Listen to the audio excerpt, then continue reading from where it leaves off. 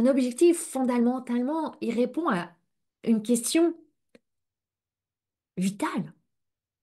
Il répond à cette question, qu'est-ce que je veux faire de cette vie si précieuse? Qui je veux être dans cette vie si sauvage? Qu'est-ce que je veux me donner à voir quand au dernier jour je me retournerai sur mon chemin de vie? C'est là que tes désirs, que tu vas peut-être encapsuler sous la forme d'objectifs, deviennent vraiment le ferment de ta destinée. Maintenant, je veux aborder une question que j'entends parfois auprès des entrepreneurs que j'accompagne. Elles me disent, non mais Anne-Valérie, moi je suis déjà heureuse de ma vie. Je suis bien avec ce que j'ai. Ça me suffit. J'ai pas de grandes aspirations. Alors pourquoi est-ce que je devrais vouloir plus?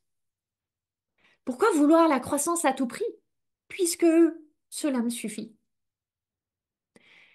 Derrière cette question, quand je l'entends, j'entends aussi une idée que vouloir plus, ce serait mal. Il y a un jugement sur le vouloir plus. En comparaison avec un esprit de suffisance et de satisfaction qui, lui, est valorisé. Ou alors, il y a peut-être aussi parfois l'idée que si je veux plus, je me heurte à des croyances que ça va m'épuiser, que je vais prendre trop de risques, que je vais lâcher des personnes en cours de route, etc. Je crois vraiment qu'il y a deux manières d'appréhender cette idée de vouloir plus. D'abord, pour moi, vouloir plus, c'est pas forcément vouloir avoir plus. C'est avant tout vouloir être. Et être plus, c'est pas plus dans le sens de mieux, que je vais être mieux. Non, je vais être plus déployée.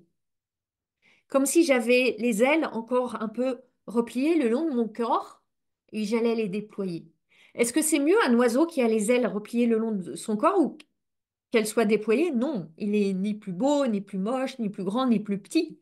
Seulement quand elles sont déployées, il peut voler. Ça fait une grande différence. Et c'est important de savoir quelle est ton intention quand tu veux plus.